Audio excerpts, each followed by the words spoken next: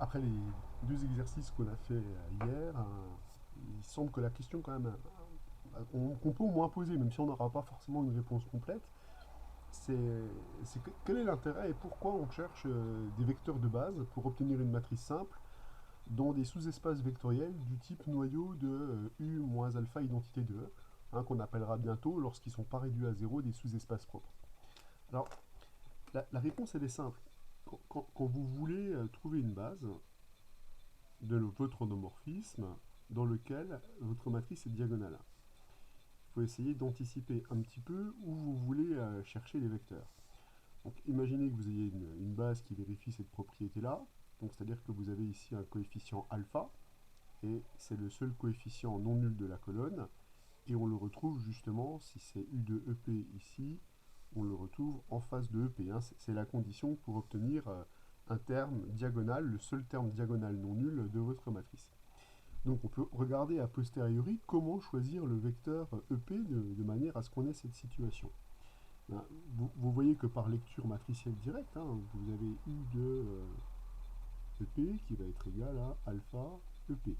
Et donc U moins alpha identité de E appliqué à EP est égal au vecteur nul de E, ce qui signifie en d'autres termes que le vecteur EP appartient au noyau de U moins alpha identité de E.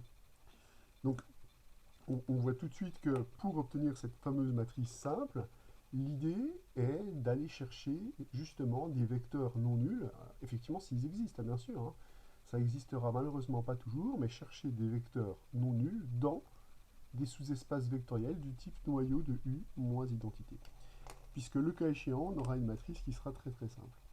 Alors, si vous regardez géométriquement quel est l'intérêt de cette idée, bah, effectivement, quand vous êtes par exemple sur l'espace noyau de U moins alpha identité, si vous avez un vecteur de la forme EP, comment se comporte votre application linéaire sur ce vecteur-là? Eh bien, elle envoie le vecteur EP sur un vecteur qui lui est collinéaire. Et en fait, l'idée, c'est d'essayer de voir si on ne peut pas trouver une base dans laquelle tous les vecteurs de base auraient un comportement similaire, c'est-à-dire son image par l'application U serait un vecteur qui serait collinéaire.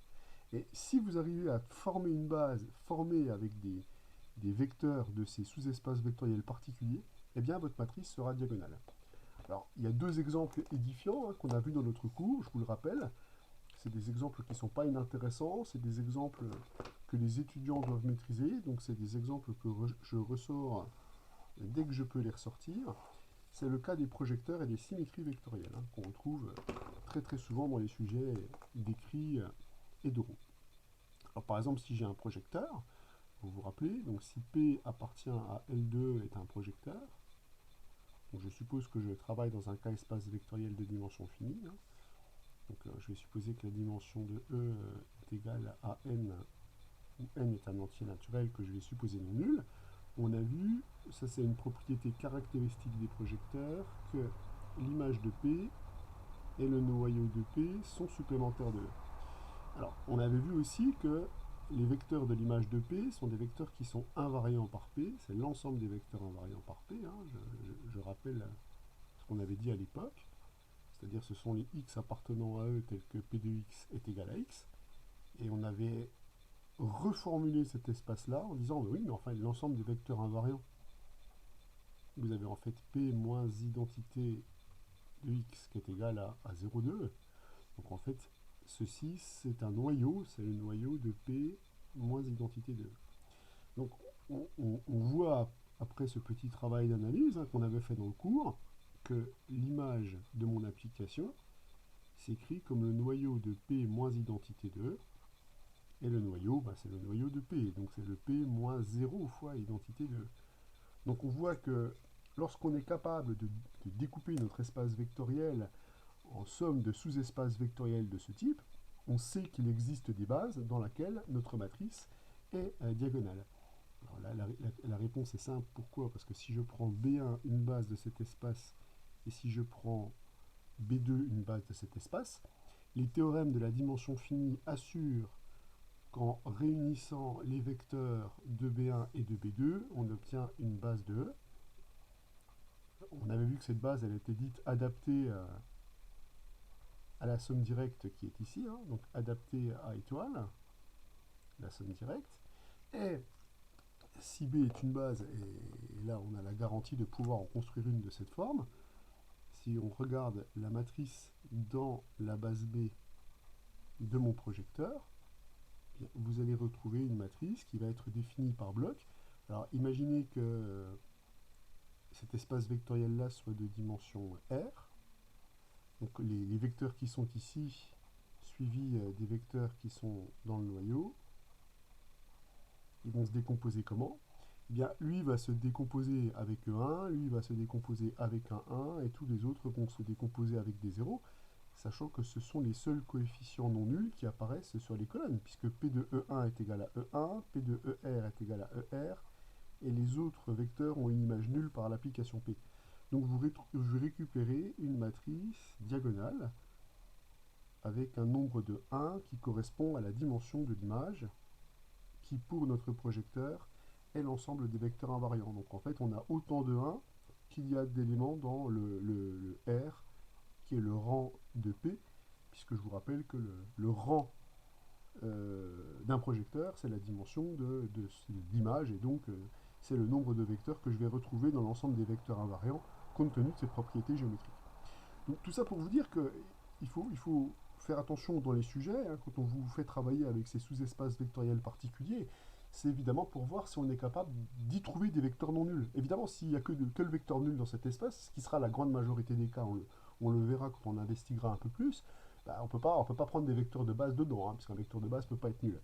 Mais par contre, quand on vous demande de montrer que ces sous-espaces vectoriels ont une dimension respectable, alors ça vaut vraiment le coup d'aller chercher des vecteurs, une base de cet espace vectoriel, pour l'utiliser afin de construire une base de l'espace vectoriel E.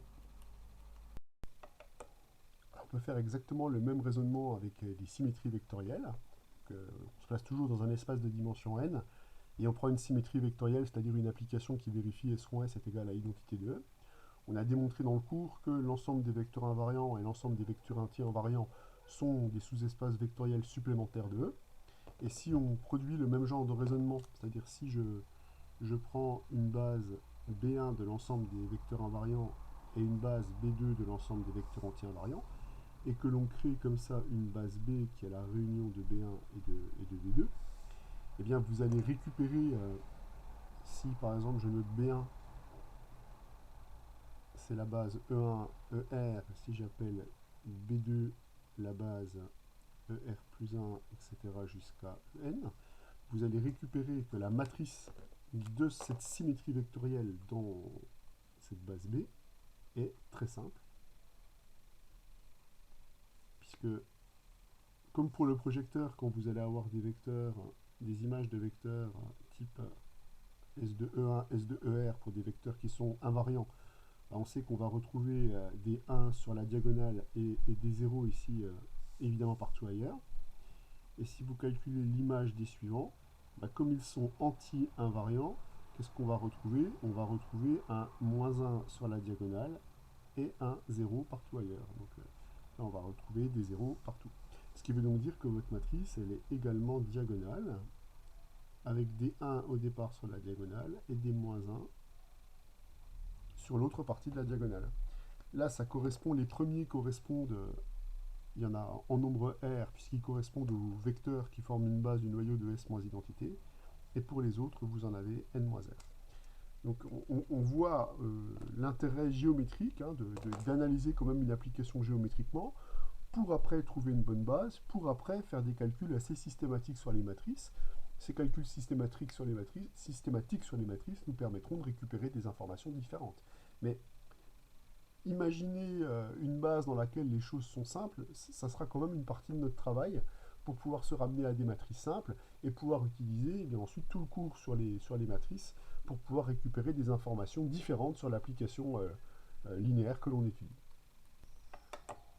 Alors dans le cours apparaît une définition, hein, c'est la définition numéro 24, où il est question de parler de matrices qui sont dites semblables. Donc je donne la définition, hein, on dit que deux matrices sont semblables lorsqu'il existe une matrice inversible P telle que B va être égale à P-1 à P. Alors, pour l'instant, cette définition, elle nous interpelle dans le sens où, quand on avait effectué des changements de base pour les endomorphismes, on avait vu que le lien entre la matrice dans la base, on va dire E ronde, et la matrice dans la base E' ronde, c'était un lien de ce type-là. Donc on voit qu'on obtient des matrices semblables dès lors qu'on a deux matrices qui représentent le même endomorphisme dans des bases différentes. Donc on a déjà vu un exemple important, hein, donc on va tout de suite le noter et le visualiser. Donc exemple de matrice semblable, c'est directement issu des changements de base. Donc si je suis dans le cadre où A est un endomorphisme de E, si je suis dans le cadre où B et B' sont deux bases de E,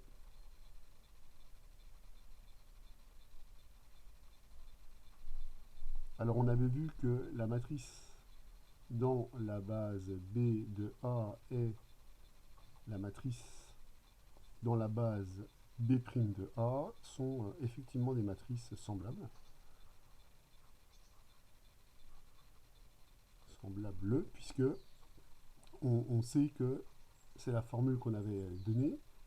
La matrice de B' de A dans la base B', c'est le produit de la matrice de passage de B' vers B, vous vous rappelez, hein, les primes entre eux, multiplié par la matrice dans la base B de A, multiplié par les B entre eux, la matrice de passage de la base B' vers la base B.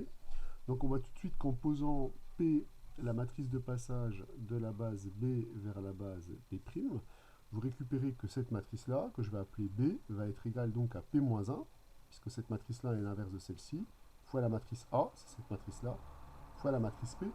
Et les matrices de passage, on sait que ce sont des matrices inversibles. Donc on obtient que les matrices sont semblables. Donc un exemple assez naturel de matrices semblables, elles sont directement données par les théorèmes qu'on a vus précédemment concernant justement les changements de base. Alors maintenant, du point de vue des notations, comment on note que deux matrices sont semblables? Eh bien, on va le noter avec une relation qui fait penser à équivalent, hein, vous vous rappelez de cette relation. Donc, on va le noter comme ça, et donc ça se dit matrice semblable. Donc ça signifie, en d'autres termes, ceci qu'il existe une matrice inversible P, telle que la matrice B va être égale à P-1 fois A fois P. Alors pourquoi le choix d'un symbole aussi proche du symbole équivalent pour les suites, pour les fonctions, pour l'équivalence par ligne, pour l'équivalence par colonne? Eh bien, vous avez remarqué qu'à chaque fois qu'on utilise un symbole de ce type-là, c'est qu'on a ce qu'on appelle une relation d'équivalence. Eh bien, on va voir que, effectivement, la relation être semblable est une relation d'équivalence qu'on va beaucoup utiliser, que vous utiliserez encore plus en deuxième année. C'est une relation d'équivalence. Donc cette relation d'équivalence, elle est relation d'équivalence, puisque c'est d'une part une relation réflexive. Réflexive, ça signifie que la matrice A est semblable à elle-même.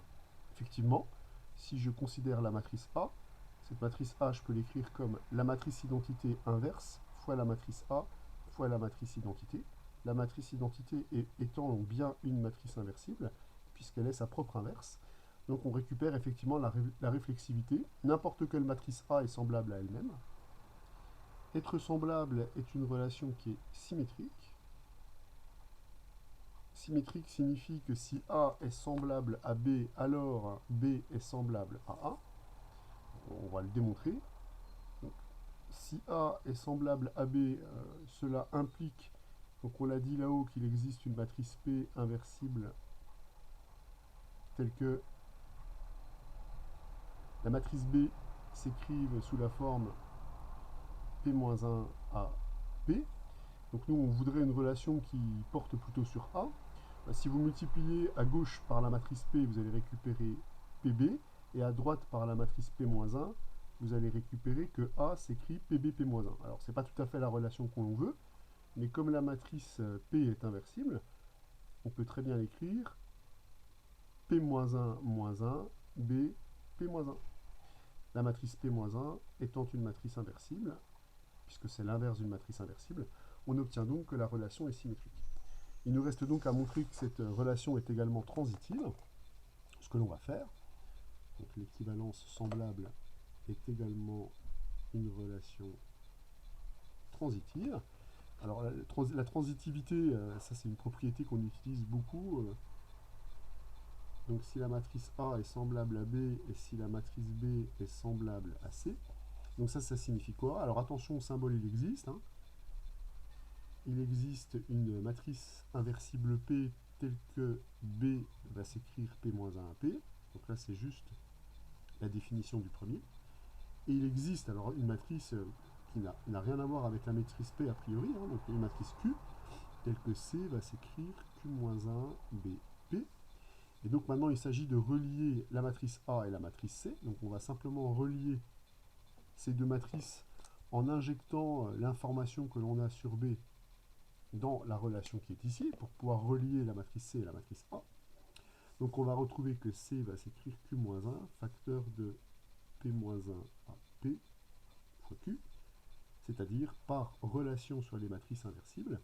Donc le PQ-1 fois A fois PQ, puisqu'on sait que quand on prend l'inverse d'un produit, c'est le produit permuté des inverses, ce que je peux bien faire, puisque la matrice PQ est bien une matrice inversible, puisque c'est un produit de matrice inversible, et on a vu que le produit de matrice inversible reste encore une matrice inversible. Donc on a une relation d'équivalence, une nouvelle relation d'équivalence sur les matrices, parce qu'on en a déjà d'autres, l'équivalence par ligne, l'équivalence par colonne. Là on en a une nouvelle, et cette nouvelle relation d'équivalence, elle provient simplement des changements de base. On voit que si deux matrices, si deux applications linéaires, vous les exprimez leur matrice dans des bases différentes, vous obtenez des matrices semblables. Donc on s'intéresse à cette notion-là, et on va voir qu'elle est digne d'intérêt, puisqu'on va avoir un phénomène réciproque. On va montrer que si deux matrices sont semblables, alors elles représentent toujours le même endomorphisme dans deux bases différentes, et on aura même le choix de l'espace vectoriel dans lequel ça va se passer, et de l'une des deux bases que l'on va considérer. Et pour démontrer ce résultat, on va utiliser ce qu'on avait vu sur les matrices de passage. On avait vu que toute matrice de passage était inversible, mais qu'on avait une réciproque, où on pouvait choisir une base et l'espace vectoriel dans lequel on allait se placer. Alors, on ne va pas se priver d'utiliser cette propriété-là pour pouvoir démontrer la relation, le théorème 25 qu'on va citer. Alors on va regarder le théorème 25 que j'ai plus ou moins introduit dans l'argumentation précédente, puisque on vient de démontrer, nous, que lorsqu'on avait un endomorphisme qu'on récupérait dans deux bases, qu'on écrivait dans deux bases différentes, les matrices de cet endomorphisme étaient semblables. Bon, c'est la formule de changement de base qu'on a vue. Maintenant, il s'agit de voir la question réciproque, c'est-à-dire on se donne deux matrices semblables, et on aimerait voir si on peut leur associer à ces deux matrices un endomorphisme, tel que la matrice A et la matrice B soient la matrice de cet endomorphisme dans deux bases différentes. C'est-à-dire que là, si je reprends quelque part le langage qu'on avait mis en place sur les aspects, on va dire, géométriques et les aspects coordonnés. Donc l'aspect géométrique, pour moi, c'est le travail sur une application linéaire, sur un endomorphisme. On travaille dans un espace vectoriel concret. Et l'aspect qui est purement sur les coordonnées, c'est-à-dire l'aspect matriciel,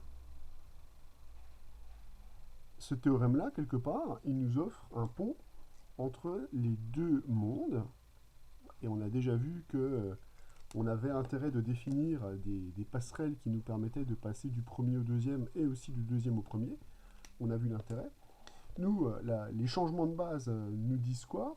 Les changements de base nous disent que quand on a deux bases, et si on calcule les matrices dans ces deux bases de notre endomorphisme, on passe donc du point de vue géométrique au point de vue matriciel, on a des matrices semblables. Donc ça, c'est les formules de changement de base. Je ne me rappelle plus du numéro du théorème, il me semble que c'était le théorème 23. Donc le théorème 23 permet de passer de ce qu'on appelle l'aspect géométrique à l'aspect matriciel quand j'ai deux bases sur un espace vectoriel, eh bien la matrice des applications linéaires dans chacune des bases, eh bien c'est des matrices semblables. Là, en fait, le théorème 25, c'est le théorème qui nous permet d'aller dans l'autre sens. C'est-à-dire que quand on a une situation matricielle, deux matrices semblables, est-ce qu'on peut les placer dans un aspect géométrique? Est-ce que je peux bénéficier de l'aspect géométrique, c'est-à-dire est-ce que je peux leur associer des applications linéaires et travailler avec un aspect sur les applications linéaires, un aspect géométrique? Donc là, on est pile dans ce cadre-là. Et ce qu'on va utiliser, c'est exactement les mêmes théorèmes qu'on avait utilisés pour les matrices de passage. Les matrices de passage, c'est une matrice. Eh bien, une matrice inversible, je peux l'avoir comme une matrice de passage, et réciproquement, les matrices de passage sont des matrices inversibles. Encore une fois, c'était des théorèmes qui allaient soit dans le sens matriciel, soit dans le sens géométrique, et on voit que ces théorèmes, en avoir un dans chaque sens, c'est pas inintéressant. Alors là, on est dans le sens justement matriciel géométrique, c'est-à-dire je vais me donner deux matrices inversibles, donc deux matrices inversibles, n'importe quoi, A et B appartenant à un M2K, deux matrices semblables, donc telles que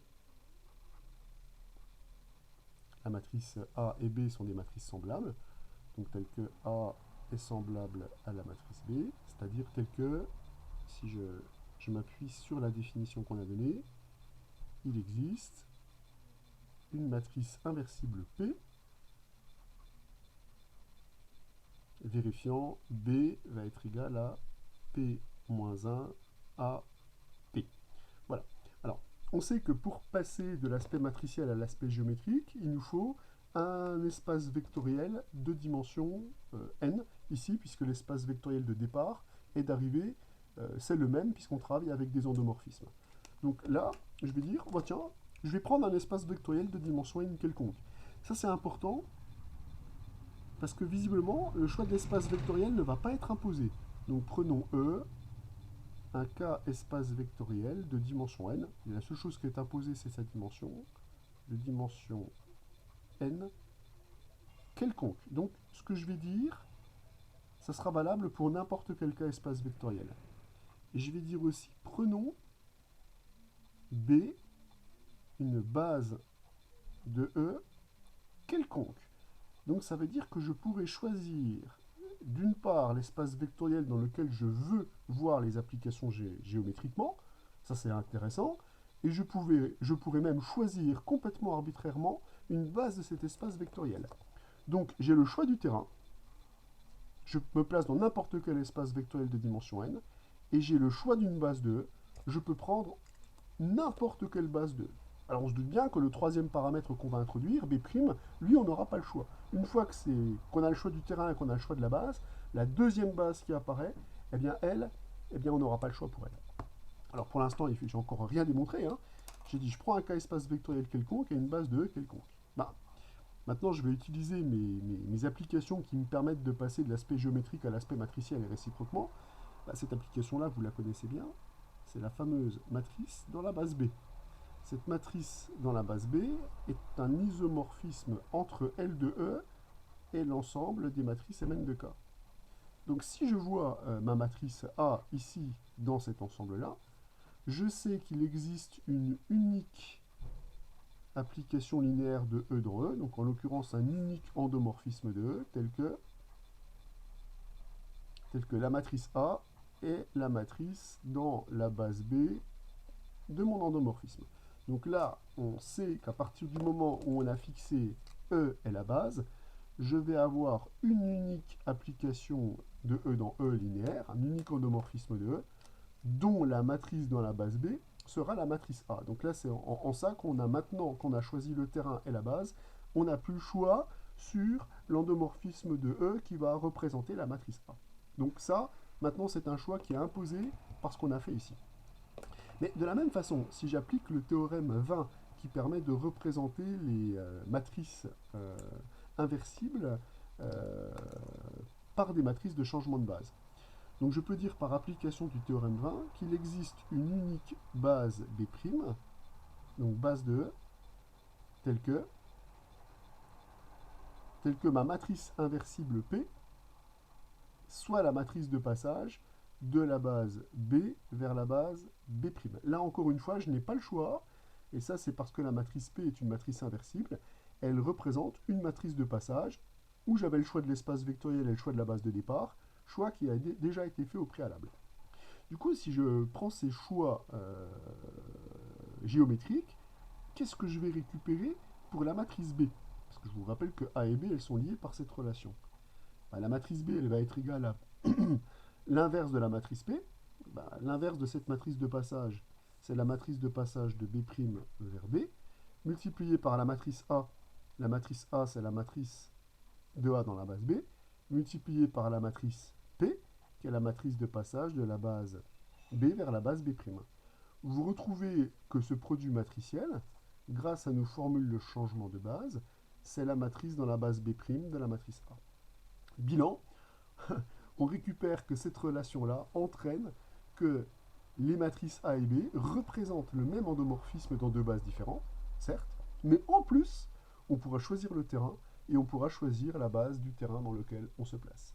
Après, une fois qu'on a choisi l'espace vectoriel et la base, l'autre base qui permet de représenter la matrice B à travers l'application linéaire A, elle est fixée de façon unique à cause du théorème qu'on a vu sur les matrices de passage.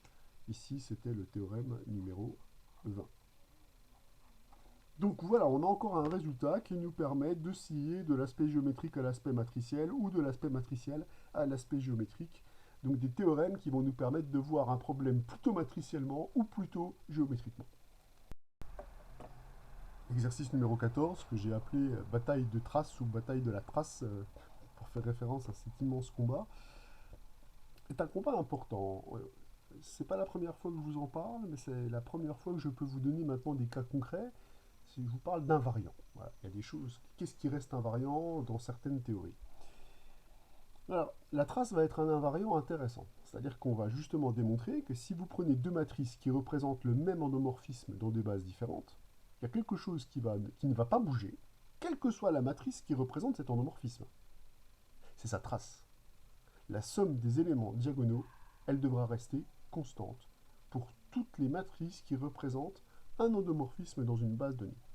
Donc ça, c'est ce que je me propose de démontrer, que la trace est ce qu'on appelle un invariant de similitude, c'est-à-dire un invariant par changement de base. Il y a quelque chose qui ne bouge pas quand on fait des changements de base, c'est la somme des éléments diagonaux des matrices qui la représentent. Alors on va le démontrer, la démonstration n'est pas très difficile, elle est en fait issue d'une propriété qu'on a déjà vue, qu'on a déjà démontrée, mais que je vais encore démontrer une nouvelle fois, tant elle est importante. On va démontrer la propriété suivante. On va démontrer que quel que soit A et B appartenant à Mn de K, eh bien on va démontrer que la trace du produit AB est égale à la trace du produit BA. On va démontrer cette propriété-là. Alors je vous rappelle que la trace, c'est la somme des éléments diagonaux. Donc on y va, on se lance dans la bataille de la trace. Donc la trace de AB, c'est la somme pour K variant de 1 à N des éléments diagonaux, donc c'est-à-dire de ces éléments-là.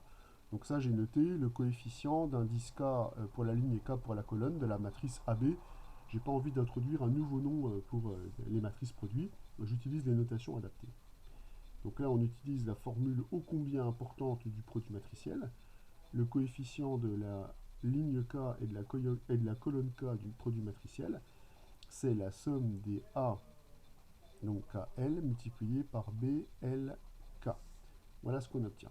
Alors, nous, ce qu'on aimerait, c'est faire référence à BA. Pour faire référence à BA, ben, évidemment, la permutation que j'ai tant envie de faire, ben, je peux totalement la faire ici, puisque là, j'ai des nombres dans K. Et K, c'est soit l'ensemble des nombres réels, soit l'ensemble des nombres complexes. Donc, évidemment, je peux permuter les deux termes qui sont ici, puisque je vous rappelle que K est commutatif pour le produit. Là, on a des nombres complexes ou réels. On sait que quand on multiplie deux nombres réels, on peut les permuter. Deux nombres complexes, on peut les permuter. Et ça, je me dis, ben, je pourrais voir aussi un produit matriciel ici, mais j'ai pas le bon indice. Ici, il faudrait plutôt sommer sur K pour y voir un produit matriciel. Ouais, mais là, on est en train de sommer sur un secteur carré, donc rectangulaire, en particulier. Moralité. Je peux permuter les deux sommes et récupérer la somme des BLK fois AKL. Là, le terme qui est ici est un produit matriciel. c'est le coefficient de quel produit matriciel? On reconnaît immédiatement le produit matriciel de la L'ième ligne et de la ième colonne de la matrice A. C'est la formule du produit matriciel. Donc l'interversion a eu lieu sur les réels, et on voit qu'on peut, en permutant les sommes, se ramener à la somme des éléments diagonaux de la matrice BA. On vient donc bien de démontrer que la trace de AB, c'est la trace de BA. Ok. Donc ça, vous avez vu, c'est assez classique. La permutation, elle se fait sur les nombres. C'est la démonstration la plus simple et la plus visuelle que je peux vous proposer pour démontrer cette propriété essentielle de la trace, puisque c'est grâce à cette propriété multiplicative qu'on va démontrer que c'est un invariant de similitude. Et ça sera souvent attaché à des propriétés multiplicatives comme ça. Alors maintenant, je vais prendre A et B, deux matrices semblables. Donc je vais supposer que A est semblable à la matrice B. Donc on écrit ce que ça signifie. Il existe une matrice inversible P telle que la matrice B est égale à P-1 fois A fois P. On va calculer donc la trace de la matrice B. La trace de la matrice B, c'est la trace de donc, P-1 AP. On utilise l'autre réécriture possible. Là, je vais utiliser ce que j'utilise souvent dans ces conditions, l'associativité du produit matriciel. C'est-à-dire que je vais choisir de mettre des parenthèses ici et de voir ce produit comme le produit de ces deux objets. Comme dans la trace, on sait qu'on peut permuter des matrices, j'utilise la propriété qui est là, où le rôle de A est joué par P-1 et le rôle de B est joué par AP. Donc on va récupérer le bloc AB AP. Donc on va récupérer le bloc AP. Voilà. Et ce bloc AP, il est multiplié par la matrice P-1. Donc ça, c'est la propriété fondamentale de la trace qui permet d'obtenir ce résultat.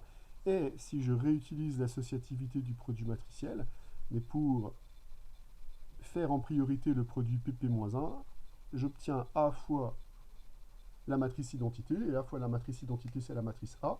On vient donc bien de démontrer que la trace de AB et la trace de A, c'est la même chose. Alors se pose la question de la réciproque, parce que ça serait vraiment extraordinaire de se dire, ah oui, mais si j'ai la même trace, alors ces deux matrices, elles représentent la même application géométrique dans deux bases différentes. Et malheureusement non, ça marche pas. Ça marche pas. Là, la théorie était terminée si on avait ce genre de résultat, mais malheureusement, ça va échouer. La réciproque est fausse. Donc cette condition est nécessaire pour pouvoir représenter le même endomorphisme dans des bases différentes, mais la réciproque, elle est fausse. Alors, pour montrer que la réciproque est fausse, je vais prendre des matrices simples. Vous voyez, type la matrice nulle, la matrice identité, pour voir quelles sont les matrices qui sont semblables à ces matrices-là. Je vais prendre par exemple pour A la matrice nulle. Et je vais rechercher les matrices qui sont semblables à AA. Les matrices qui sont semblables à A, elles sont de la forme P-1 AP, où la matrice P est une matrice inversible. Les matrices semblables à A, c'est toutes les matrices qui sont semblables à cette matrice-là. Or, quand vous multipliez la matrice nulle par des matrices, vous récupérez forcément la matrice nulle. Donc en fait, ce qu'on vient de dire ici, c'est que la seule matrice semblable à la matrice nulle, c'est la matrice nulle. Donc la seule matrice semblable à la matrice nulle est la matrice nulle. Ah oui. Et la trace de la matrice nulle, c'est 0. Puisque la somme des éléments diagonaux, ça fait 0, plus 0, plus 0, plus 0. Donc si par exemple je prends une autre matrice qui a une trace nulle, par exemple je prends la matrice B qui va s'écrire, je ne vais pas me casser la tête, vous voyez, je vais prendre 1, moins 1, puis des 0 partout sur la diagonale et des 0 partout ailleurs. Si je considère cette matrice-là, vous avez la trace de B qui est nulle, ça c'est clair, mais pourtant la matrice A et B ne sont pas semblables. A et B non semblables. Puisque la seule matrice qui est semblable à la matrice nulle, c'est la matrice nulle. Et la matrice B n'est pas la matrice nulle, puisqu'elle a déjà deux coefficients non nuls. Donc les matrices ne sont pas semblables, et pourtant elles ont la même trace, ce qui met un coup d'arrêt quelque part à cette propriété, qui reste certes très très intéressante. Vous allez voir que toutes les propriétés qu'on cherche à dégager sur les matrices, la plupart du temps, c'est des invariants, c'est-à-dire c'est des nombres qui ne bougent pas, quelle que soit la manière dont je représente cette matrice.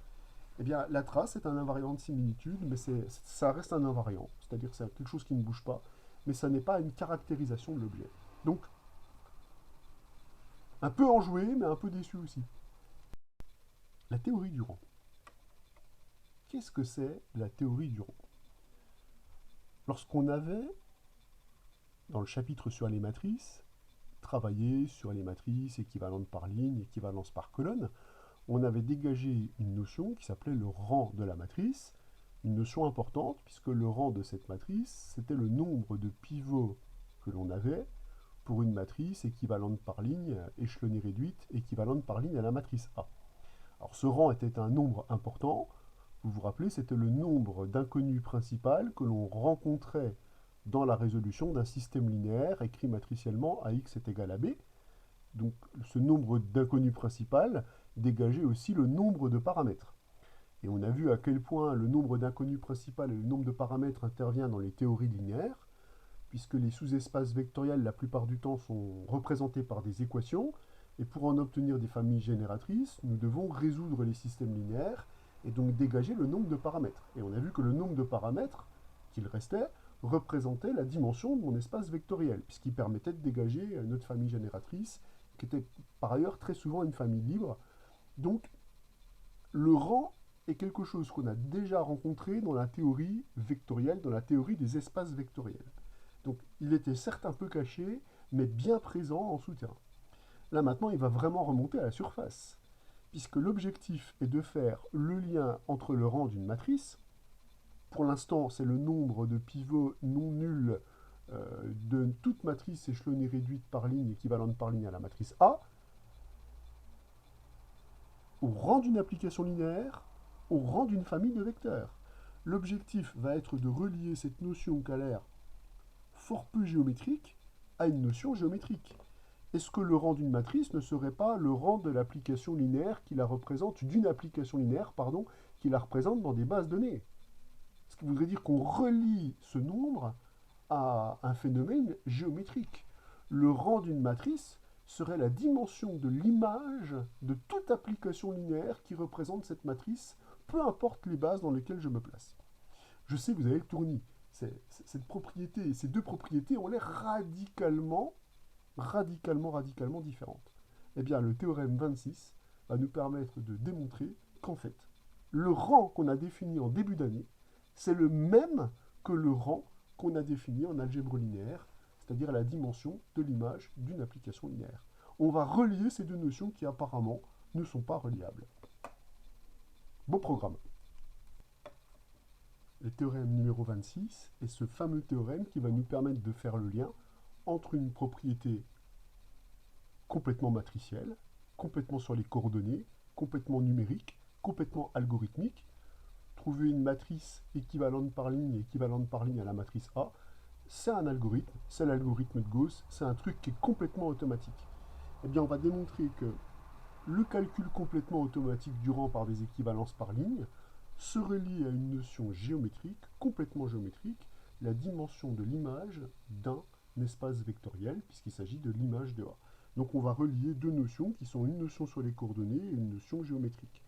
Et on va voir qu'en plus, cette égalité entre le rang de petit a et le rang de A, elle est valable pour n'importe quelle matrice qui représente A, peu importe les bases, puisque vous avez vu que peu importe l'espace vectoriel, si E est un espace vectoriel de dimension P et E rond d'une base de E, et si F est un espace vectoriel de dimension N et F rond d'une base de F, alors, si A est la matrice dans les bases E et F de petit a, le rang de l'application linéaire et le rang de la matrice, c'est la même chose. Donc ce théorème-là est encore un fameux théorème qui permet de passer de propriétés géométriques à propriétés sur les coordonnées, à propriétés sur les calculs essentiellement matriciels, directement un algorithme. Alors passons à la démonstration de ce résultat où il est question de se donner une application linéaire de E dans F et de considérer la matrice de cette application dans des bases fixées pour l'espace vectoriel de départ et pour l'espace vectoriel d'arrivée. Donc l'objectif est de relier le rang au sens rang de la matrice, nombre de pivots de n'importe quelle matrice échelonnée réduite par ligne, équivalente par ligne à la matrice A, à une notion géométrique, la dimension de l'image d'une application linéaire. Pour faire le lien, je vais passer par le noyau. Puisque le noyau, on avait vu dans les milliards d'exemples qu'on a pu faire jusqu'à présent que ça se ramène à la résolution d'un système. Et ça, c'est justement ce dont on a besoin. Alors précisons le lien entre noyau et résolution d'un système, qui est un lien absolument essentiel.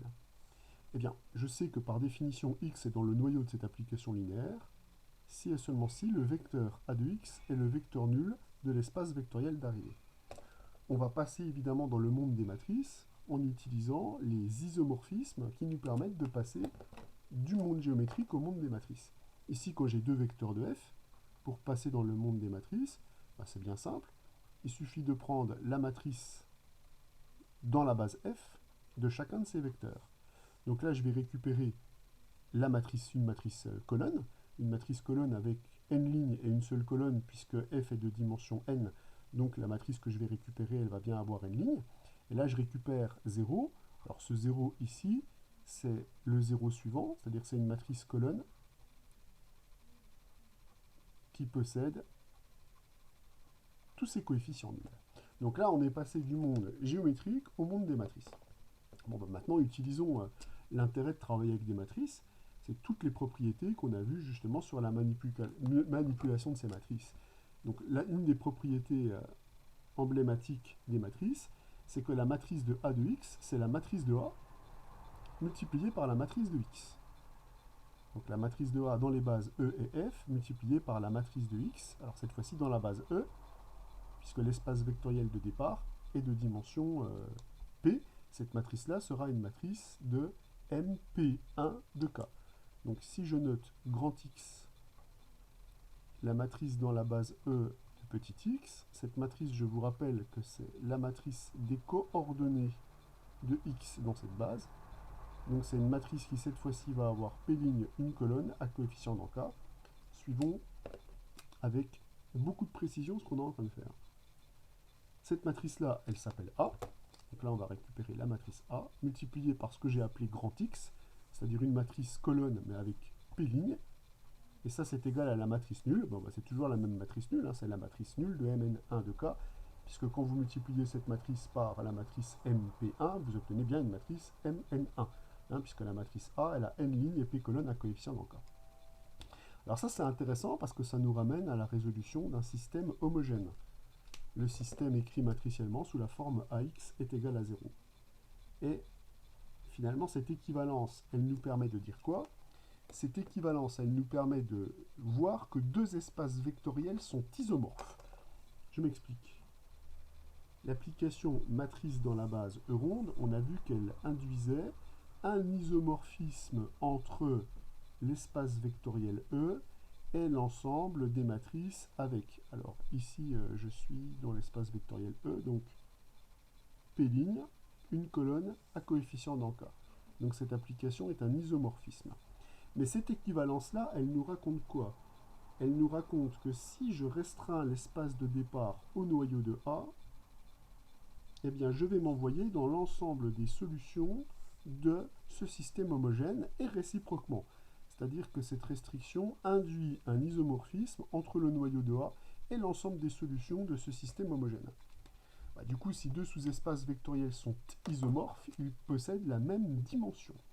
Donc on va récupérer que la dimension du noyau de A, c'est aussi la dimension de l'ensemble des solutions du système homogène AX est égal à 0.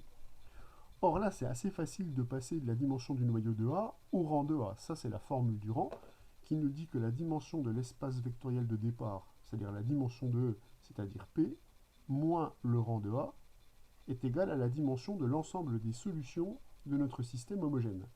Mais la dimension de l'ensemble des solutions du système homogène, c'était le nombre de paramètres du système. Nombre de paramètres du système. Donc là, nombre de paramètres du système. Or, le nombre de paramètres du système, c'est quoi? C'est le nombre d'inconnus au total moins le nombre d'inconnus principal.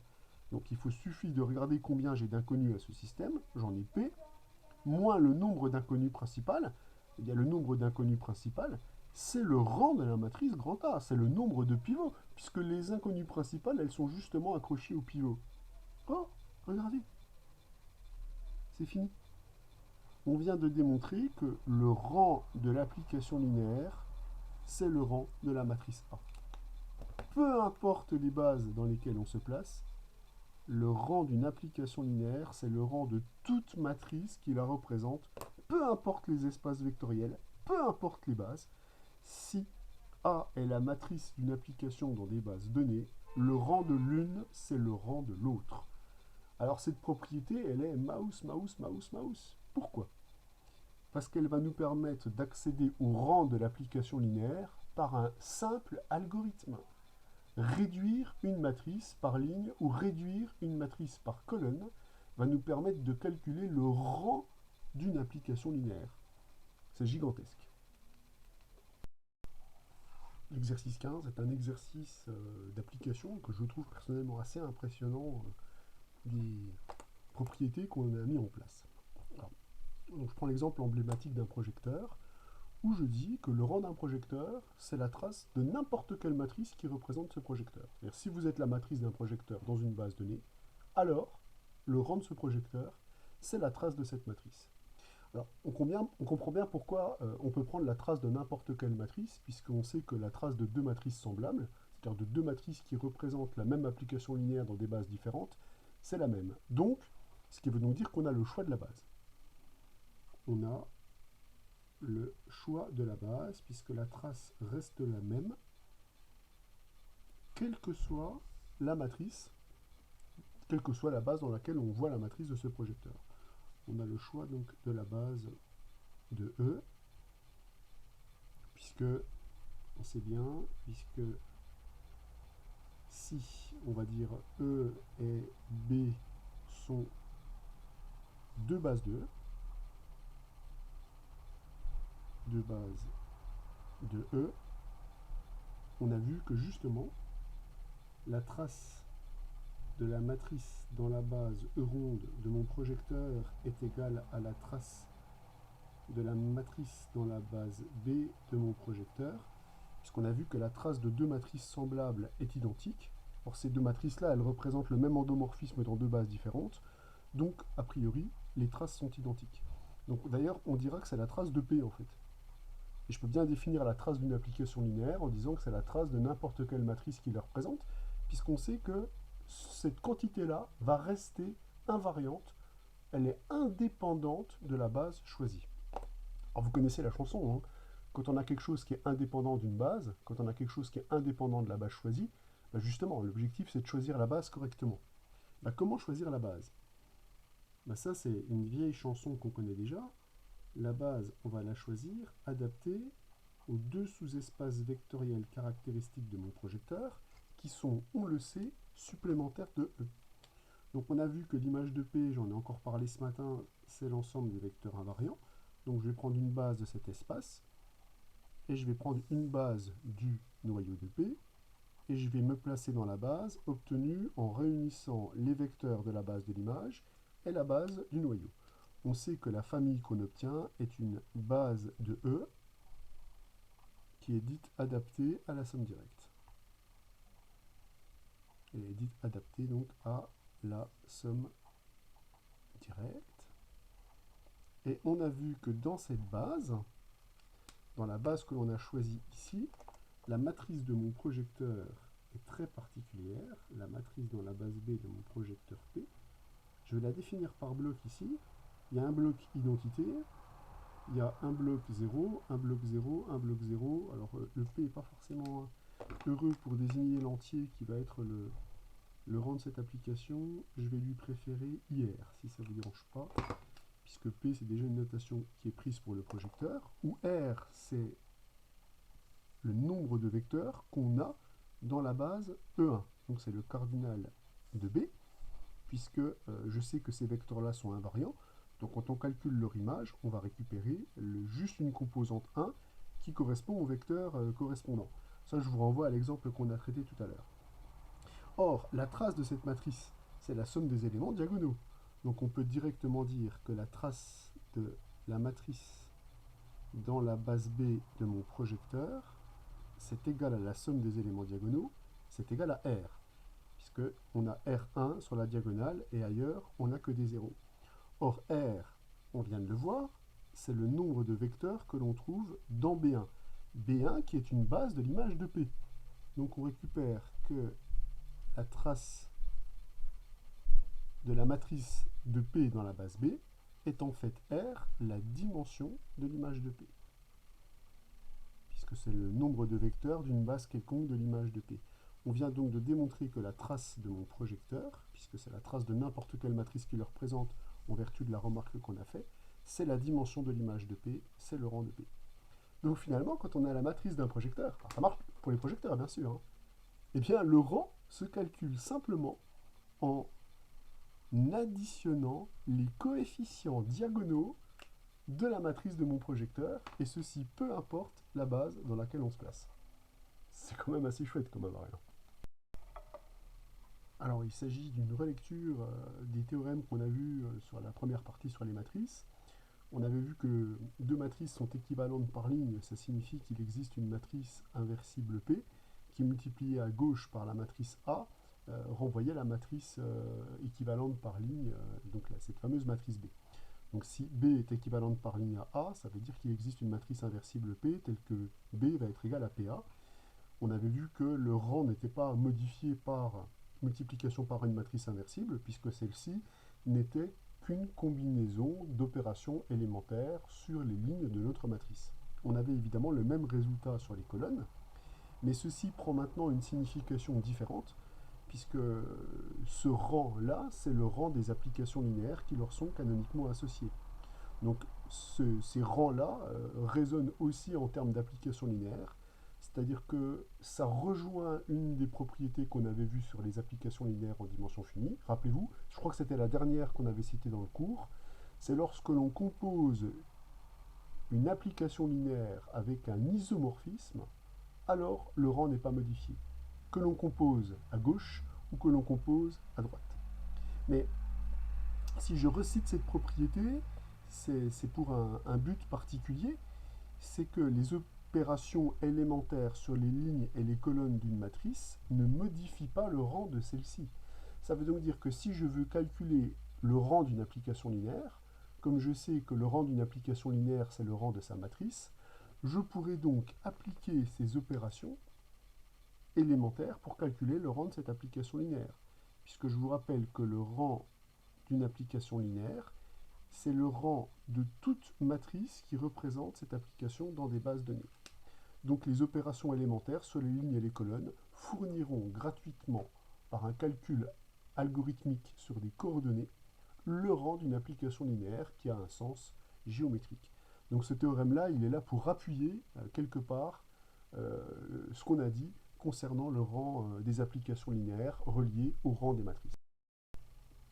La proposition numéro 28 est une formidable application du résultat précédent, il vient même le préciser. C'est-à-dire que nous, on avait vu que deux matrices qui étaient équivalentes par ligne avaient le même rang, et ça se traduit donc sur les applications linéaires qui leur sont associées, mais on va voir que l'égalité des rangs va se traduire par quelque chose de plus précieux. L'équivalence par ligne va se traduire par l'égalité des noyaux, des matrices ou des applications linéaires qui leur sont associées, et les équivalences par colonne vont se traduire par l'égalité des images, des matrices ou des applications linéaires qui leur sont associées. Donc ça va beaucoup plus loin. Non seulement on a conservation du rang, mais on a même conservation de certaines égalités d'ensemble. C'est-à-dire pas simplement de leur dimension, carrément l'égalité des ensembles, ce que je traduis par ce biais-là, en disant que si A et B sont des applications linéaires qui représentent les matrices A et B dans des bases données, alors l'équivalence par ligne entre les matrices entraîne l'égalité des noyaux, l'équivalence par colonne entraîne l'égalité des images. Alors c'est un bon exercice, et je vais traiter la question 1. J'ai déjà installé on va dire le cadre. Le cadre, c'est de dire que si ces deux matrices sont équivalentes par ligne, il existe une matrice inversible de taille nn, donc une matrice inversible de mn de k, telle que A va être égal à, B va être égal à PA, puisqu'on sait que effectuer des opérations élémentaires sur les lignes de A, c'est multiplier A par des matrices de transvection, dilatation, transposition. Et le produit de ces matrices donne une matrice inversible. Donc on obtient qu'il existe une matrice inversible telle qu'on ait cette relation. Donc là, on est dans le monde des matrices, là, on est dans le monde des coordonnées. On va passer du monde du coordonné au monde des applications linéaires, en disant, cette relation-là, je peux l'écrire comme une composition d'applications linéaires, où U est une bijection de F dans F, donc U finalement correspond à la matrice inversible P, c'est-à-dire en d'autres termes, la matrice P, c'est la matrice de l'application U dans la base F de l'espace vectoriel F de l'ensemble d'arrivées de l'application petit a. Donc on peut évidemment voir P comme la matrice d'un automorphisme de F, puisque c'est une matrice inversible. Alors nous, ce qu'on va voir, c'est que ici le noyau de cette application est égal au noyau de cette application. Et c'est complètement élémentaire. Pourquoi? On a vu que quand on a une composition de ce type, le noyau de celle-ci est inclus dans le noyau de celle-là. Je fais la démonstration. Si je prends x dans le noyau de A, j'ai donc A de x qui est nul. Je veux montrer que B de x est nul. Si je calcule B de x, j'obtiens U de A de x. Mais comme A de x est nul, ça fait U de 0. Et U de 0 est égal à 0, puisque U est linéaire.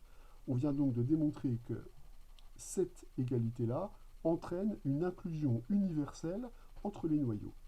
Mais, toujours si je passe du calcul sur les coordonnées au phénomène géométrique. Quand deux matrices sont égales à la multiplication par une matrice inversible près, j'ai conservation des rangs. Le rang de la matrice B est égal au rang de la matrice A. Ça, c'est ce qu'on a vu en début d'année. Ce qu'on a vu aujourd'hui, c'est que le rang de l'application linéaire petit b est égal au rang de l'application linéaire petit a. Là encore une fois, traduction des coordonnées sur le phénomène géométrique. Or, si j'applique la formule du rang, le rang de B, c'est la dimension de l'espace vectoriel de départ, c'est-à-dire P, moins la dimension du noyau de A. Donc là, maintenant, j'utilise les théorèmes géométriques, dont le théorème du rang fait partie. Et si j'applique la formule du rang à l'application linéaire A et l'application linéaire B, l'égalité des rangs donne cette égalité-là, qui donne donc immédiatement l'égalité des noyaux. Et là, vous me voyez venir, l'égalité des noyaux, de la dimension des noyaux, associée à l'inclusion universelle qu'on a obtenue ici grâce à la composition qu'on avait juste au-dessus, permet de dire que une inclusion et l'égalité des dimensions donnent l'égalité des noyaux. Donc on vient bien de démontrer proprement que des relations d'équivalence par ligne conservent le noyau des applications linéaires qui sont associées à ces matrices. Pour la propriété 2, on va voir que là encore c'est lié d'une part à la formule du rang, d'autre part à des inclusions universelles. On va voir qu'ici ça va être plus direct puisqu'il s'agit de travailler directement sur les images. Dire que la matrice A est équivalente par colonne à la matrice B, c'est dire quoi par traduction matricielle? C'est dire qu'il existe une matrice Q, alors cette fois-ci qui est dans GLP de K, puisque c'est des opérations par des colonnes, ça traduit une multiplication matricielle, cette fois-ci non plus à gauche mais à droite. Donc il existe une matrice Q telle que la matrice B est égale à AQ. Je vais passer dans le monde géométrique en disant ça c'est l'égalité entre la composition de ces deux applications linéaires, B et A rond V, où V désigne l'application linéaire que l'on associe à la matrice Q. En d'autres termes, la matrice de V dans la base E ronde correspond à la matrice Q. On va repasser, maintenant qu'on est passé dans le monde géométrique, on va obtenir une égalité sur les images, enfin plutôt une inclusion universelle sur les images. En l'occurrence, l'image de B va être incluse dans l'image de A, puisque si je prends un vecteur qui s'écrit B de x, il s'écrit aussi A rond V de x, donc il est bien dans l'image de A. On a donc bien cette inclusion qui est universelle. Et si j'arrive à montrer l'égalité des dimensions, je vais avoir directement l'égalité entre les espaces vectoriels. Mais ceci me donne que le rang de A est égal au rang de B, puisqu'on sait que le rang n'est pas modifié par multiplication par une matrice inversible ou par composition avec une application linéaire, ce qui me donne tout aussi bien que le rang de B est égal au rang de petit a. Étant donné que ça c'est la dimension de l'image de B et ça c'est la dimension de l'image de A. On récupère donc par, d'une part, inclusion, d'autre part, égalité des dimensions, que les images sont égales. Donc les équivalences par colonne conservent l'image, les équivalences par ligne conservent le noyau. Alors par contre, si vous utilisez des équivalences par ligne et des équivalences par colonne, alors par contre là vous perdez tout. C'est-à-dire qu'il faut évidemment avoir deux matrices équivalentes par ligne pour pouvoir avoir cette relation-là, deux matrices équivalentes par colonne pour avoir cette relation-là. Si vous mélangez les équivalences par ligne et les équivalences par colonne, alors là, il n'y a plus conservation, il y a conservation du rang bien sûr, mais il n'y a plus conservation du noyau et plus conservation de l'image. Donc tout dépend de ce que vous voulez calculer bien sûr.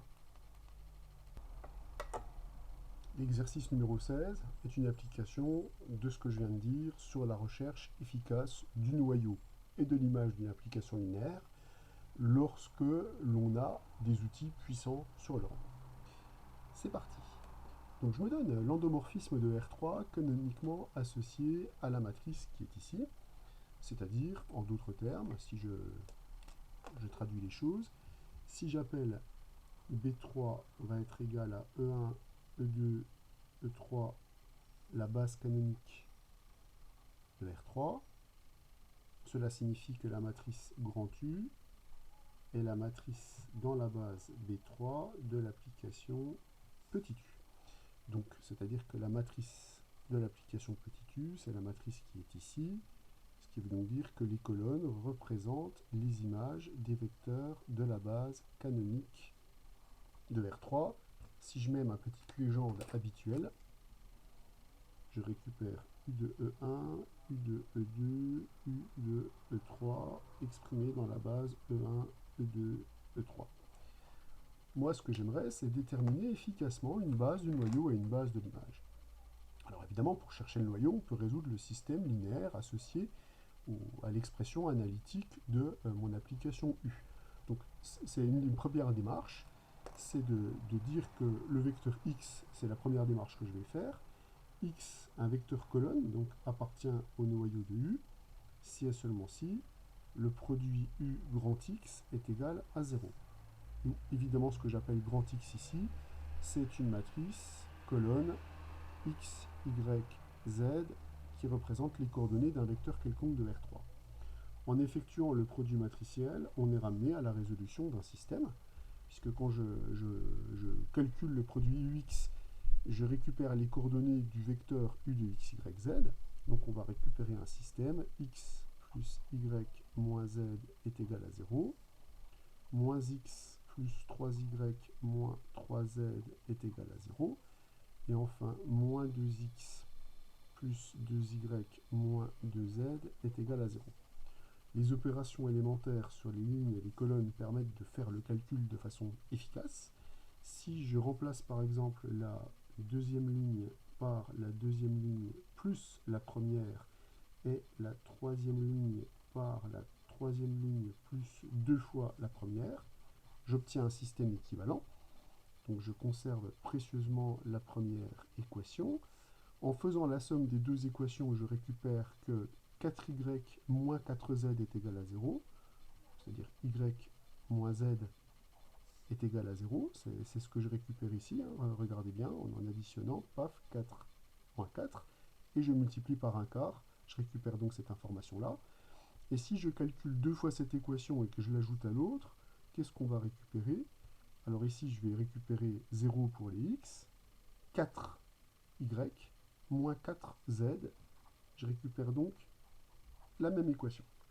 Donc le système ux est égal à 0, et donc logiquement équivalent au système suivant, x, alors en faisant une dernière opération, donc je choisis cette équation-là comme pivot et je chasse y qui est au-dessus, donc je récupère par équivalence le système qui est ici, puisque la dernière équation, je peux l'éliminer, et je peux remplacer la ligne L1 par la ligne L1 moins la ligne L2, ce qui me ramène à ce système. Ce qui est donc équivalent à dire que x est égal à 0 et que y est égal à z. Donc avec le langage des systèmes, on a récupéré deux inconnues principales, qui sont x et y, deux inconnues principales, x et y, et un paramètre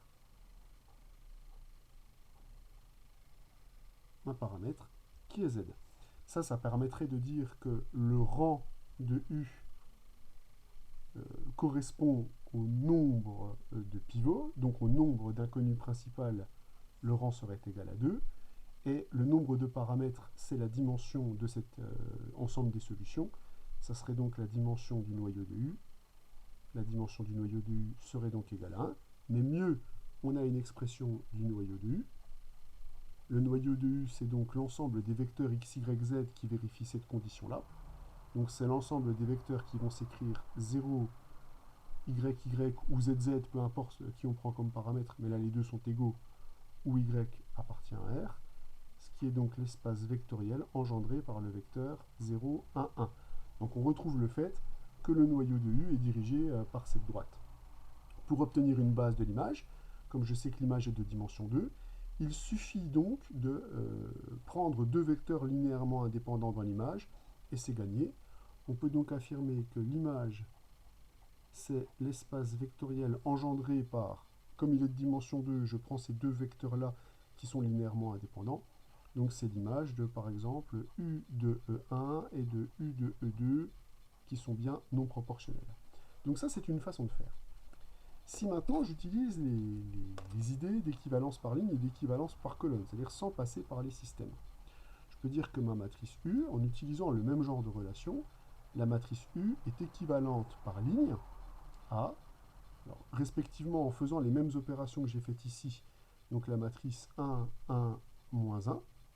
Ici, je vais récupérer, si j'applique les mêmes équivalences, 0, 4, moins 4. Et ici, je vais récupérer également 0, 4, moins 4. Je continue mes équivalences par ligne. Les équivalences par ligne vont me fournir 1, 1, moins 1, 0, 1, moins 1. Et ici, en faisant la différence, 0, 0, 0. Voilà mes équivalences par ligne. Et une dernière équivalence par ligne, en remplaçant la première ligne par la première ligne moins la deuxième, me donne cette matrice-là.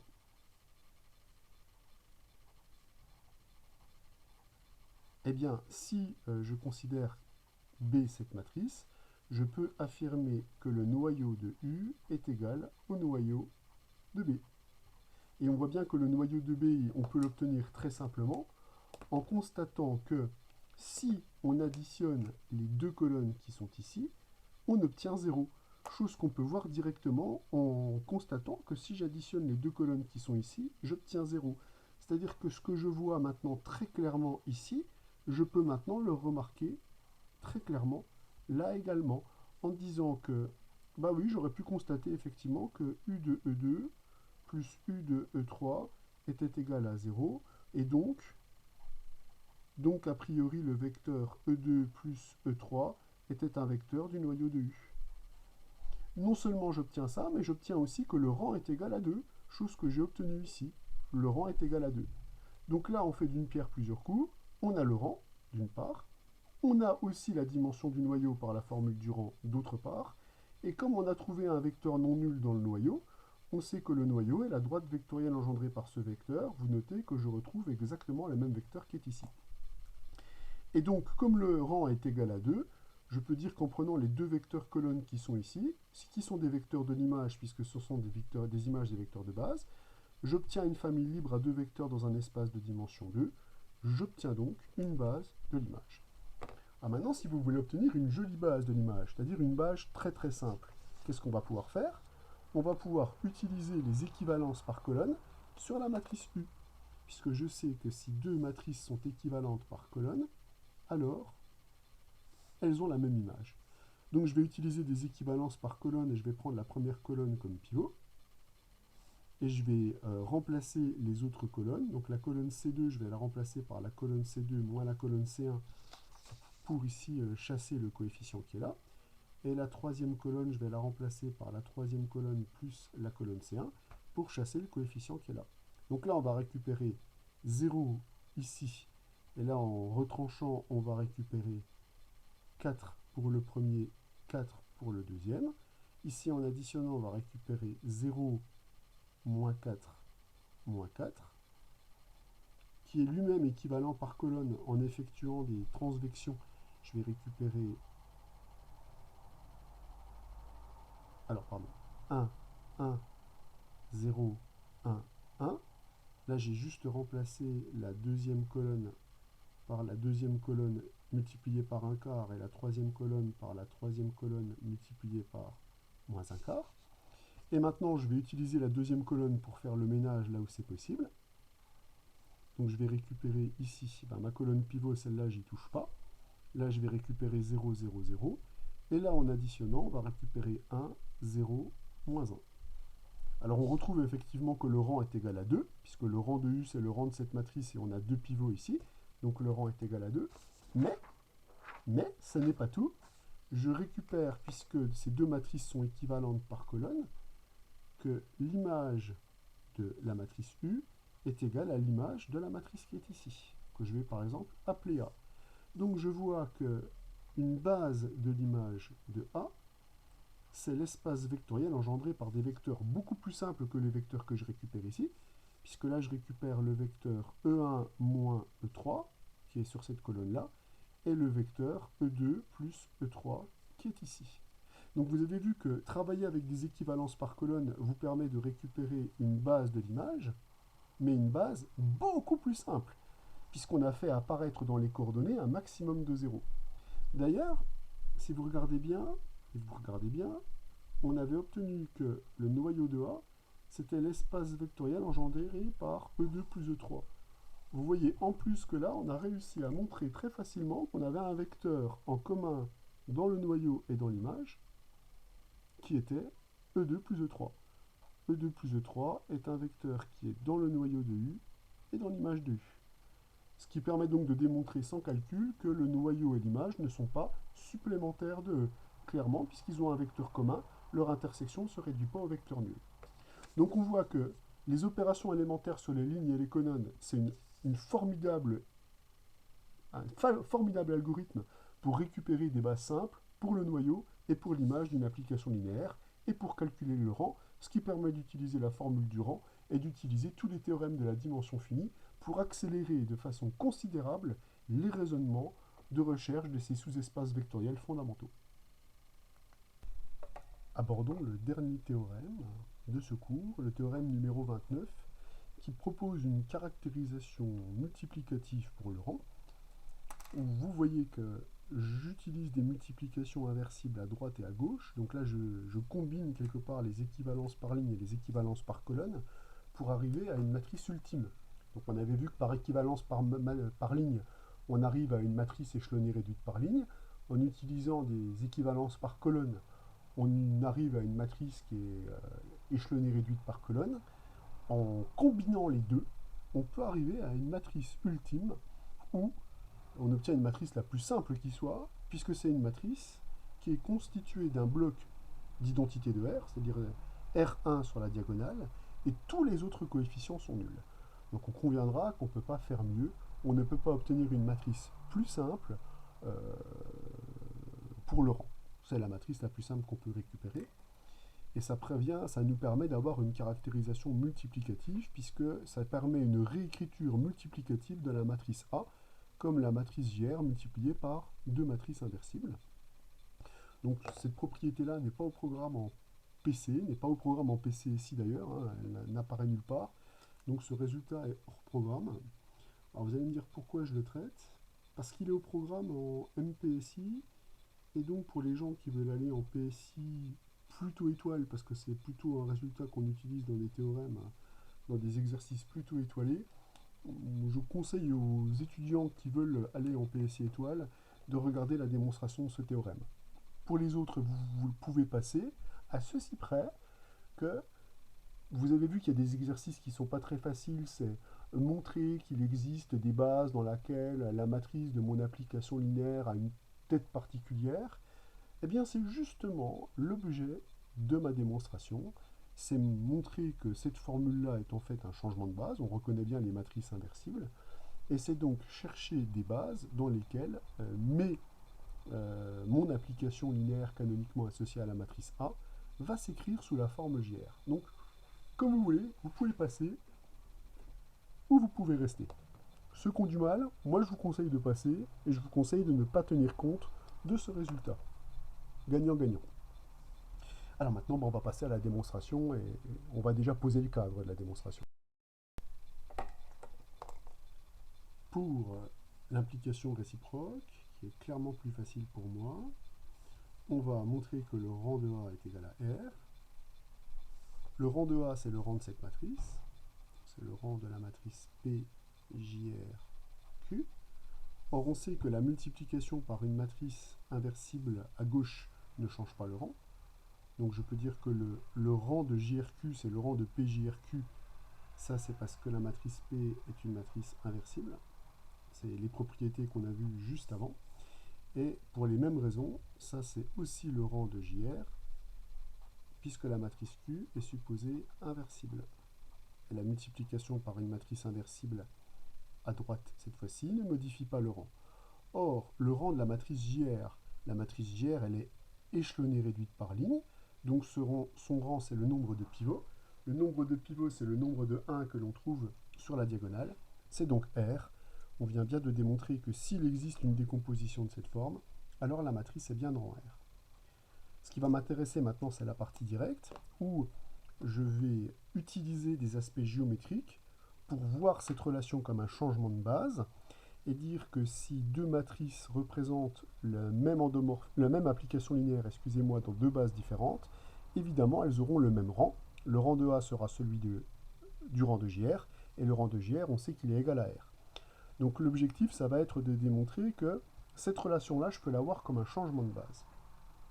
Alors le procédé, je vous l'ai dit, est géométrique, ce qui veut donc dire que je vais associer à la matrice A une application linéaire. Alors quelle application linéaire? La plus simple que je peux construire, il y a l'application linéaire qui est canoniquement associée à la matrice A. Alors cette application linéaire, son espace vectoriel de départ, on sait qu'il est de dimension le nombre de colonnes de la matrice, donc ce sera Kp, et son espace vectoriel d'arrivée est de dimension le nombre de lignes de cette matrice, ça sera donc Kn. Je vais donc mettre comme base au départ la base canonique de Kp, comme base à l'arrivée la base canonique Cn de Kn. Donc petit a ici représente, je ne l'écris pas mais je le dis, l'application linéaire canoniquement associée à la matrice grand A.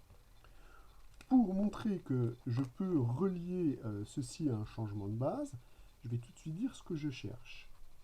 Qu'est-ce qu'on cherche? Et en général, c'est ce que vous aimez justement pas beaucoup faire dans les exercices. Je cherche deux bases. Puisqu'ici, je travaille avec des applications linéaires. Ce n'est pas les mêmes espaces vectoriels au départ et à l'arrivée.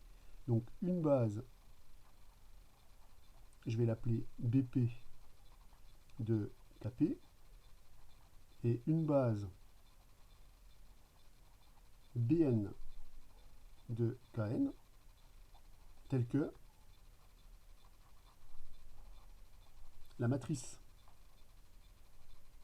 dans les bases BP et Bn de mon application linéaire petit a soit égale à cette fameuse matrice JR. Voilà ce que je cherche.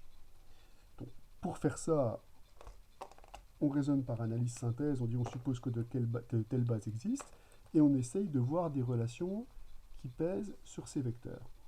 Alors moi, ce que je vais déjà regarder, c'est comment construire les 1 qui sont ici. Ce qui signifie que quand je prends les images de ces vecteurs de base, là, ils doivent se décomposer uniquement avec la base que je prends au départ par rapport aux vecteurs qui sont ici. Or, vous remarquez que les vecteurs qui sont ici, ils vont engendrer a priori l'image de mon application, puisque tous les autres coefficients qu'on récupère dans la matrice sont nuls. Donc à partir de là, ça paraît assez légitime de partir d'une base de l'image. Donc je vais me donner epsilon 1, epsilon r, une base de l'image de l'application petit a. Alors elle possède R vecteur, puisque je vous rappelle que le rang de A est égal à R, et le rang de la matrice A c'est le rang de l'application linéaire petit a par théorème du cours, qui est la dimension de l'image de A. Donc, on peut bien dire que cette famille de l'image possède R, enfin cette base de l'image possède R vecteurs, puisque l'image est de dimension R. Ça, c'est justement ce que l'on sait en hypothèse. Donc je prends une base de l'image de A, et je dis, bon, bah, chacun de ces vecteurs de l'image possède un antécédent, puisque c'est un vecteur de l'image de A. Donc je peux dire qu'il existe un vecteur EI appartenant à l'espace vectoriel de départ, ici Kp, tel que epsilon i va être égal à A de EI, ceci étant valable pour n'importe quel i compris entre 1 et R.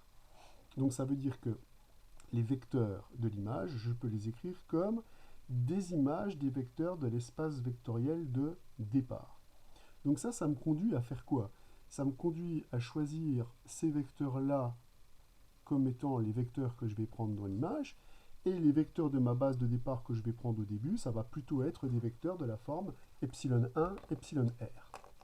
Ce que je vais voir, c'est que la famille epsilon 1, epsilon r, qui est le point de départ de la base de l'espace vectoriel de départ, est une famille qui est libre. Je l'affirme et je le montre. Pour montrer que cette famille est libre, je vais me donner une combinaison linéaire nulle de ces vecteurs, alpha 1, alpha r, donc des vecteurs, enfin des éléments de K, tels que alpha 1, E1, plus etc., plus alpha r, ER est égal au vecteur nul. Alors ici, c'est le vecteur nul de Kp, puisque c'est des vecteurs qui vivent dans l'espace vectoriel de départ. Pour obtenir des conditions sur les alpha i, évidemment, je vais appliquer A pour récupérer des informations liées au fait que la famille qui est là est une base de l'image, donc une famille libre. Donc on applique A, et l'application de A va me donner alpha 1 A de E1, plus alpha R A de ER est égal au vecteur nul, cette fois-ci de Kn. Et ça, c'est alpha 1 epsilon 1 plus alpha R epsilon R est égal au vecteur nul de Kn. Or, on sait que cette famille est une base de l'image, donc une famille libre. Je peux donc dire que comme la famille epsilon 1 epsilon R est une famille libre, eh bien les scalaires de alpha 1 jusqu'à alpha R sont donc tous nuls. La famille qui est donc ici est donc une famille qui est a priori une famille libre. Super. Donc là, pour l'instant, j'ai une famille libre, et l'image de cette famille libre va correspondre à cette famille qui, pour l'instant, est également une famille libre. Donc là, vous avez noté que ici, j'ai une famille libre. C'est super pour construire une base. Et les premiers vecteurs que j'ai construits ici, c'est une famille libre. Bon, alors vous allez me dire, il faut encore maintenant construire la partie, les vecteurs qui sont dans ce bloc-là, pour pouvoir conclure. Mais les vecteurs qui sont dans ce bloc-là, pour eux, j'aurai une contrainte très forte, c'est que ce sont forcément des vecteurs qui sont dans le noyau. Donc je vais me donner une base ER plus 1 jusqu'à EN, jusqu'à, excusez-moi, la dimension de l'espace vectoriel de départ c'est P, excusez-moi, donc jusqu'à EP, une base du noyau de l'application A. Alors là, je suis en train de dire que ces vecteurs, ils sont en nombre de P-R. Ils sont effectivement en nombre P-R, puisque la formule du rang assure que la dimension du noyau, c'est la dimension de l'espace vectoriel de départ P moins le rang de A. J'ai donc bien P-R vecteurs dans une base du noyau de A. Et bien, ce que j'affirme, c'est que la famille que j'obtiens en réunissant les vecteurs qui sont ici et les vecteurs qui sont ici, c'est une base de mon espace vectoriel. Et en fait, la démonstration, elle est identique à ce que j'ai fait ici. Pourquoi? Si je prends une combinaison linéaire nulle des vecteurs en totalité,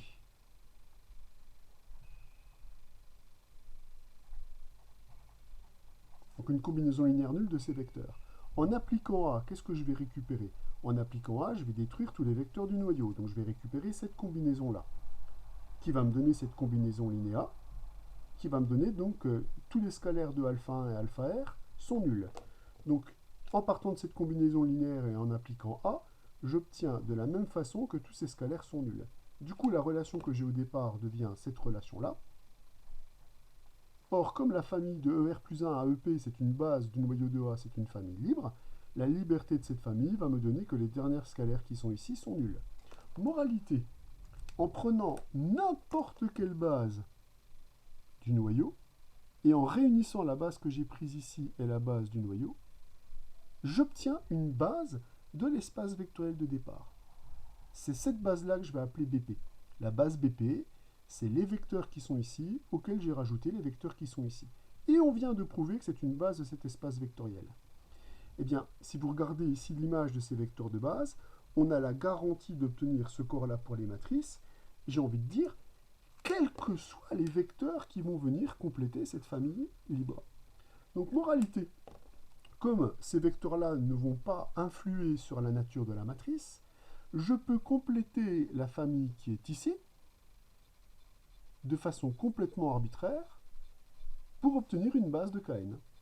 Moralité, on vient bien de démontrer qu'en prenant les vecteurs E1, ER qu'on a choisi ici et les vecteurs ER plus 1, EP qu'on a choisi là, en prenant cette famille libre, qui est bien une famille libre puisque c'est une base de l'image, et en la complétant en une base de Kn, en choisissant la première base pour l'espace de départ et cette base-là pour l'espace d'arrivée, la matrice de A dans ces deux bases est de cette forme-là.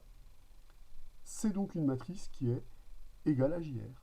On vient de démontrer donc que l'on peut trouver des bases telles que la matrice JR soit la matrice dans la base BP-BN de l'application A.